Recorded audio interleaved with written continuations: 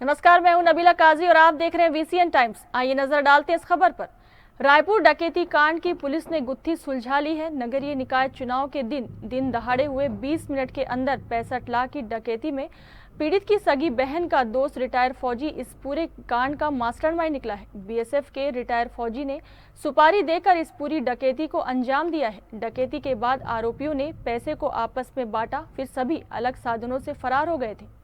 राजधानी रायपुर के खमाडी थाना इलाके के अनुपम नगर में हुए इस डकैती के बाद इलाके के लोग दहशत और अपने आप को असुरक्षित महसूस करने लगे थे। साथ ही पुलिस पर भी सुरक्षा को लेकर सवालिया निशान खड़े हो गए थे। लेकिन वारदात के बाद जिस प्रकार पुलिस ने सक्रियता दिखाई, उसके बाद आरोपी जल्द ही धर दबोच लिए गए। इतना ही नहीं, उनके पास से डकैती में लूटी गई रकम भी बरामद कर ली गई। पुलिस ने इस मामले में 10 आरोपियों को गिरफ्तार किया है। इन आरोपियों को पुलिस ने दुर्ग, राजनांदगांव, बलौदा बाजार, रायपुर, बिलासपुर और महाराष्ट्र के नागपुर से गिरफ्तार किया। इनसे डकैती की 59,50,000 रुपए जब्त किए गए हैं। नागपुर से गिरफ्तारी करते हुए छत्तीसगढ़ के 6 जिलों में बलौदा बाजार, बिलासपुर, रायपुर, राजनांदगांव, दुर्ग सभी जगह रात में एक साथ रेड कर इतनी बड़ी गिरफ्तारी और जब्ती की है। जैसा कि आप सबने बताया और आप सबने गेस किया, एक आदमी की ओर इंगित करते हुए, जो रिटायर्ड सूबेदार मेजर हैं सिक्योरिटी फोर्स के, उनका घर पे आना जाना था विक्टिम के यहाँ। विक्टिम की जो सिस्टर हैं, उनसे इनके मित्रवत संबंध थे और करीब 6 महीनों से और उससे ज़्यादा से इस पैसे को लूट करने की योजना बनाई जा रही है। उन्होंने अपने पहले दोस्तों को भेजा घर पे रेकी करने के लिए, जो कि जमीन दलाली का काम करते थे। उन लोगों ने इसको कॉन्ट्रैक्ट आउट किया।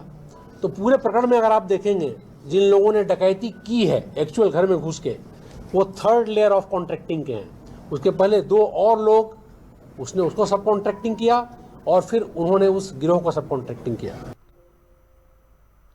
पकड़े गए आरोपियों में इस वारदात का मास्टरमाइंड सोमशेखर रिटायर फौजी है और वर्तमान में पीड़ित मनोहरन के घर के करीब ही रहता है। उसकी मनोहर की एक बहन के साथ गहरी दोस्ती है। उसने रिटायर फौजी सोमशेखर से घर में रखे हुए पैसे के ऊपर जिक्र किया था। इसके बाद शेखर ने डकैती की प्लानिंग करनी शुरू कर दी थी और जमीन दलाली करने वाले अपने दोस्तों को पूरी बात बताकर पीड़िता के घर की रेकी करना शुरू कर दिया और डकैती के लिए एक टीम बना ली, जिसमें एक महिला को भी शामिल कर लिया गया और प्लानिंग के मुताबिक डकैती के लिए आर्मी की वर्दी खरीदी गई। वारदात को अंजाम देने के लिए नगरीय निकाय चुनाव का दिन तय किया गया। चूंकि चुनाव की ड्यूटी में पुलिसकर्मी जिले के अलग अलग स्थानों से बुलाए जाते हैं, कोई पहचान न सके, इसीलिए डकैती आर्मी की ड्रेस पहनकर पहुंचे थे और 20 मिनट में वारदात को अंजाम देकर फरार होने में सफल हो गए। डकैती कर शहर से निकलने के बाद डकैत विधानसभा रोड होते हुए मंदिर हसौद से नेशनल हाईवे में आ गए। फिर रायपुर चौक होते हुए खारून नदी ब्रिज के रास्ते अमलेश्वर से मोतीपुर एरिया में पहुंच गए। आरोपियों ने गांव का रास्ता इसीलिए चुना कि सीसीटीवी कैमरे में कैद होने से बच सके। डकैती के दौरान जिस कार का इस्तेमाल किया गया, उस कार में नंबर प्लेट नहीं था, इसीलिए जब वे मोतीपुर के आसपास पहुंचे तो वहां पर एक दूसरी ऑटो कार में इनका सहयोगी इंतजार कर रहा था। उन्होंने वहां से पैसों को आपस में बांट लिया। फिर डकैती करने घुसी एक महिला ऑटो कार में सवार हो गई। इसके बाद दोनों कार आगे बढ़ते हुए फिर से मेन रोड में आ गई। डकैती की कार के पीछे ऑल्टो कार पायलटिंग करते हुए चलने लगी। इस गाड़ी का नंबर सीसीटीवी में कैद हो गया। पुलिस को इसी सुराग ने आरोपियों तक पहुंचा दिया। सबसे पहले पुलिस ने ऑल्टो कार के मालिक को पकड़ा, उसके बाद बाकी आरोपियों को पकड़ने में देर नहीं लगी और इस बड़ी डकैती का पर्दाफाश हो गया।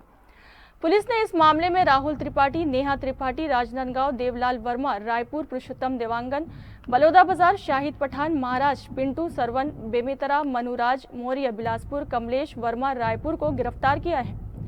इस मामले में एंटी क्राइम यूनिट के एएसपी संदीप मित्तल के नेतृत्व में इंस्पेक्टर परेश पांडे, एसआई सतीश पुरिया समेत 50 से ज्यादा लोगों की टीम काम कर रही थी।